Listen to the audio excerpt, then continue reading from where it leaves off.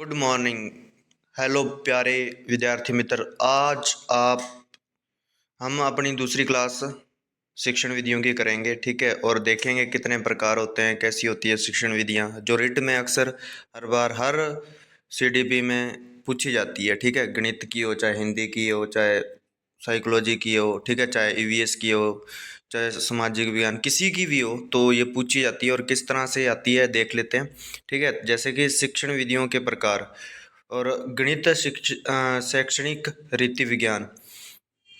तो सबसे पहले हम क्या देखेंगे कि किस तरह से विधियां होती हैं और किस तरह कौन कौन इसमें काम करते हैं, ठीक है।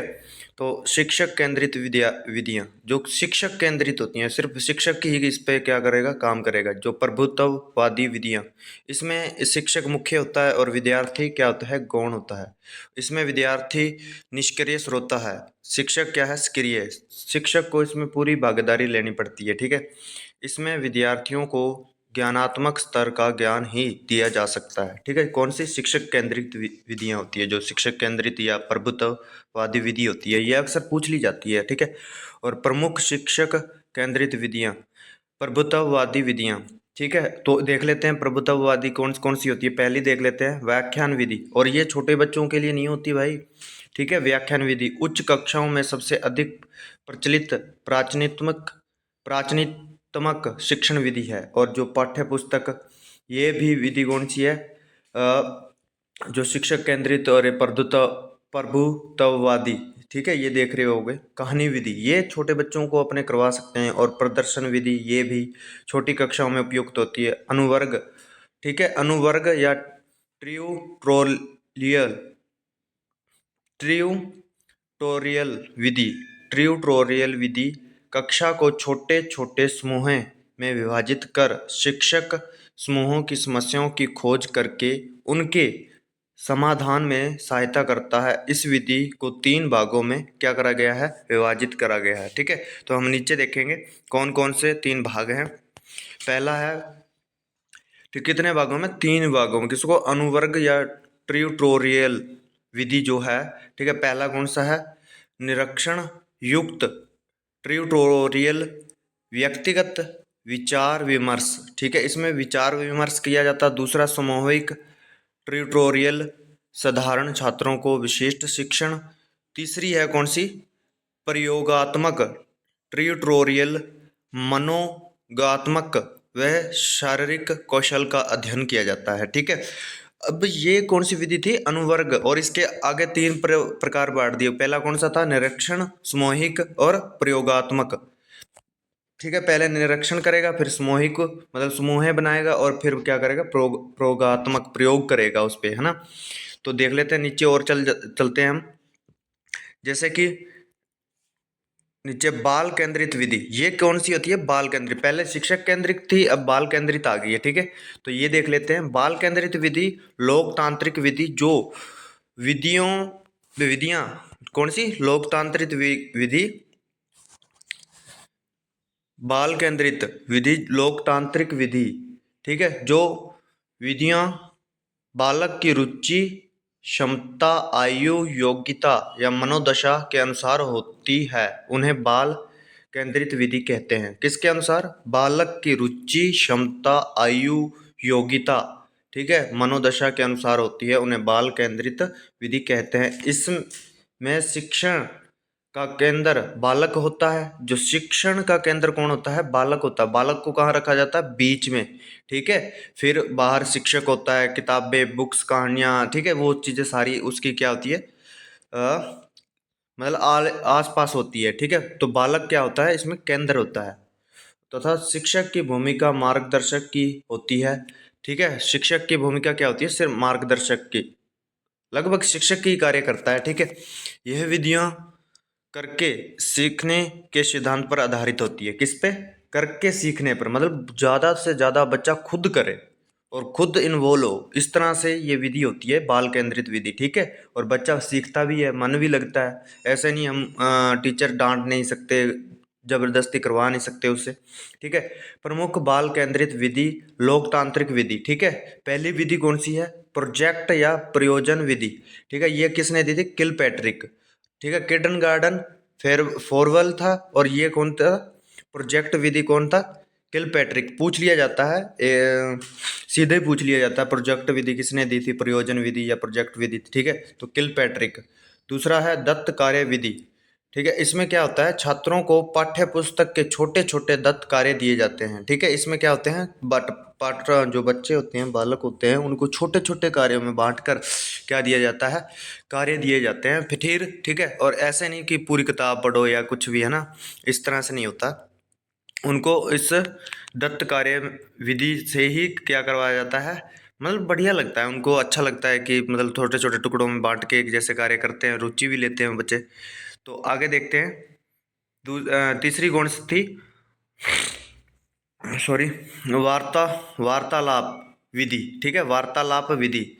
इसमें क्या है, शिक्षक व छात्र सहयोगपूर्ण वाद विवाद करते हैं, मतलब बातचीत करते हैं। इस विधि के 3 प्रकार है। पहला कौन सा है, औपचारिक वार्तालाप, अनौपचारिक वार्तालाप, सर्चनात् सर्च सर्चनाकृत वार्तालाप, ठीक है। तो 3 प्रकार से किसको बांटा गया है वार्तालाप विधि को। पहली कौन सी, औपचारिक विधि, अनौपचारिक विधि और सर्चनाकृत वार्तालाप वार्ता। और इसी में कौन सी आ गई, ऐतिहासिक खोज विधि। इसमें भी ये भी अच्छी विधि है, ठीक है, जो ऐतिहासिक खोज विधि, ये किसने प्रतिपादन, पादक कौन था, जेरोम ब्रूनर। ब्रूनर आप देख पा रहे होंगे यहाँ पर, जोरोन ब्रूनर कौन है, ये देखो जोरोन ब्रूनर। इसमें छात्र प्रथम खोजकर्ता से अंतिम खोजकर्ताओं की भूमिका में रहता है, ठीक है, जो छात्र होता है, बालक होता है, वो कौन सा, प्रथम खोजकर्ता की और अंतिम खोजकर्ता की भूमिका में रहता है, कौन, छात्र। और छात्र को रखना भी चाहिए, ठीक है, आगे रखना चाहिए हमेशा, क्योंकि तभी तो बच्चा बढ़ेगा, उस पर कोई मतलब वो नहीं होना चाहिए, स्ट्रेस नहीं होना चाहिए, तनाव और डर नहीं होना चाहिए, भय नहीं होना चाहिए, होना भी चाहिए, इतना नहीं होना चाहिए, जैसे छोटा बालक है, प्राथमिक है, तो उस पर नहीं होना चाहिए, ठीक है। प्रश्नोत्तर विधि, दूसरी कौन सी, पांचवी कौन सी है, प्रश्नोत्तर विधि। इसमें क्या होता है, ठीक है, ये देख रहे होगे आप, इसमें क्या होता है, और पहले तो प्रश्नोत्तर विधि किसने दी थी, सुकरात, ये बड़ी कक्षा, इसमें छात्र सक्रिय रहते हैं, ठीक है। और छठी कौन सी है, भूमिका निर्वाह पात्र अभिनय विधि। इसका प्रतिपादन किसने किया था, प्रतिपादक JL मनो मोन मनोर मेरेनो मनोरेनो। यह विधि छोटी कक्षाओं में उपयोगी है, ठीक है, भाई देख नहीं पा रहा था थोड़ा सा, है ना। तो ये कौन सी कक्षा में, छोटी कक्षा में। और 7वीं कौन सी है, मस्तिष्क विप्लव विधि। प्रतिपादक प्रतिपादक कौन था, ओसब्रोन। ओसब्रोन, कैसे कैसे नाम रख देते हैं, ओसब्रोन, याद भी रखना पड़ेगा भाई, मस्तिष्क विप्लव विधि, ओसब्रोन। और 8वीं कौन सी, अन्वेषण अन्वेषण अन्वेषण हुरिस्टिक अनुसंधान विधि, ठीक है। प्रतिपादक अरमस्ट्रोंग ब्रिटेन के हैं भाई। छात्र अन्वेषक के रूप में क्रियाशील होते हैं, अन्वेषक के रूप में क्या होते हैं, क्रियाशील। 9वीं कौन सी है, शिक्षक पर्यटन। प्रतिपादक पेस्टोलॉजी, और ये कहाँ के हैं, स्विट्जरलैंड के, पेस्टोलॉजी, ठीक है। और 10वीं कौन सी है, दल शिक्षण विधि। कौन सी, दल शिक्षण विधि। 10वीं कौन सी है अपनी, दल शिक्षण विधि, ठीक है। तो जो 11वीं है, स्वामित्व अधिगम अव्यूह प्रतिपादक बी एस ब्लूम। इसको आप मैथ में भी पढ़ चुके होंगे, इसका बहुत सारा वो दे रखा था ना, मतलब प्रिज्म सा दे रखा है, ठीक है, पढ़ लेना भाई, उसमें से भी आते हैं, ठीक है। और गृह कार्य अव्यूह ज्ञानात्मक पक्ष के उद्देश्यों को प्राप्त करने की विधि है, ठीक है। जो गृह कार्य अव्यूह ज्ञानात्मक पक्ष के उद्देश्यों को प्राप्त करने की विधि है, ठीक है। तो आगे देख लेते हैं। और 13 नंबर, सामूहिक वाद विवाद विधि। पालक क्रियाशील शिक्षक निरीक्षक व निर्देशक का कार्य करते हैं। सूक्ष्म शिक्षण, ये कौन से है, सूक्ष्म शिक्षण। प्रतिपादक Allen Aitchison, Robert Bush Robert Bush, ठीक है। जो सूक्ष्म शिक्षण विधि प्रतिपादक कौन था? D Allen Aitchison Robert Bush.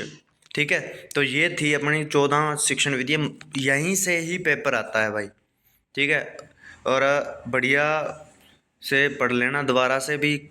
मतलब मैं तो एक रिवीजन करवा रहा हूँ भाई, इतने दिन में तो यही हो सकता है। और साथ साथ मतलब अच्छा लगता है कि तैयारी भी हो जाएगी। कईयों बच्चों को या भाइयों को बहनों को पता नहीं होगा कि क्या पढ़ें, किस तरह से पढ़ें। भाई शिक्षण विधियाँ जरूरी है। हर जितने भी एग्ज़ाम होंगे उसमें शिक्षण विधियाँ ही इन मोस्ट इम्पोर्टेंट है।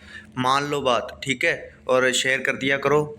आगे देखते हैं, जैसे गणित की महत्वपूर्ण शिक्षण विधियाँ। ठीक है, तो गणित की जो शिक्षण विधियाँ देखते हैं महत्वपूर्ण, वो थी बाल केंद्रित और शिक्षक केंद्रित। ठीक है, अब गणित की महत्वपूर्ण पहली कौन सी है? ठीक है, हैरिस्टिक खोज विधि करने द्वारा अधिगम के सिद्धांत पर आधारित है। करने द्वारा, ठीक है, जो खुद करके। आगमन विधि, और ये भी आती है, सुना होगा, आगमन विधि, निगमन विधि। ठीक है, आगे देखो, ये देखो, विश्लेषण विधि। आगमन विधि विशिष्ट स्थितियों से व्यापीकरण और सामान्यीकरण की ओर जाने की प्रक्रिया। आगमन विधि के चरण: विशिष्ट उदाहरणों का प्रस्तुतिकरण करना, प्रशिक्षण करना, व्यापीकरण करना, सत्यापन करना, छोटी कक्षाओं के लिए विशेष रूप से उपयोग है। ठीक है, ये कौन सी है? आगमन विधि। इसमें कोई नियम नहीं होता, खुद करते हैं वो बच्चे। निगमन विधि में क्या होती है? नियम होते हैं, जैसे व्याकरण नियम के अनुसार ही चलती है। सामान्य से विशिष्ट की ओर और मूर्त से मूर्त की ओर। ठीक है, मतलब कोई चीज़ नहीं देखी हो तो पहले उसका वो बनाना। ठीक है, उसके बाद खुद वो अपने आप, मतलब उसमें एक, जैसे कि मान लो वर्त बनाना आए तो ये किस तरह से एक एंगल की तरफ बनता है। ठीक है, उस तरह से। तो निगमन विधि इस तरह से होती है। ठीक है, उदाहरण की ओर अग्रसर उच्च स्तर तर कक्षाओं में उपयोगी होती है। ठीक है, उच्च स्तर कक्षाओं में क्या होती है? निगमन विधि। नियम लगते हैं इसमें। विश्लेषण विधि विशेषते ज्यामिति में अधिक उपयोगी विधि है। जो विश्लेषण विधि होती है, किसमें? ज्यामिति में अधिक उपयोगी विधि होती है। ठीक है, इसमें क्या मतलब? परिमाप निकालना, आयत, तो इस तरह से ज्यामिति। ठीक है, तो इसमें क्या होती है? बहुत ही समस्याओं को विभिन्न पक्षों का विच्छेदन किया जाता है। श्लेषण विधि ज्ञात से अज्ञात की ओर अग्रसर, वह अनुमान के अनुसार आधार पर निष्कर्ष पहुंचाना। अधिकांश पाठ्य पुस्तक श्लेषणात्मक विधि द्वारा लिखी गई है। रेखा गणित के संध्याओं में अज्ञात निष्कर्ष को इसी विधि से निकालते हैं। ठीक है, और आगे देख लेते हैं। ठीक है, 6 नंबर, प्रयोगशाला विधि। इस विधि में ठीक है, इस विधि में क्रिया से सीखने से सिद्धांत काम में लिया जाता है। प्रयोग करने की भावना को प्रोत्साहन। ठीक है, और जो प्रयोगशाला विधि होती है, आप कुछ नाम से ही समझ रहे होंगे, मतलब कुछ ना कुछ एक्सपेरिमेंट करते रहना। प्रयोग करने की भावना को प्रोत्साहन मिलता है। और खेल विधि, ये तो सबसे बेस्ट है भाई, खेल विधि। ठीक है, और खेल विधि कर करो और सीखो के सिद्धांत पर आधारित होते हैं। मतलब खेल कर कुछ ना कुछ वो क्या करे? लर्न कर सके, सीख सके। ठीक है, और चलते हैं अपने नेक्स्ट पेज की ओर। तो देख लीजिए, गणित की प्रकृति एवं तर्क शक्ति किस तरह से होनी चाहिए। ठीक है, गणित की प्रकृति कैसी होनी चाहिए? गणित शब्द बहुत प्राचीन है तथा वैदिक साहित्य में इसका बहुत से उपयोग किया गया है। गणित शब्द का शाब्दिक अर्थ है वह शास्त्र।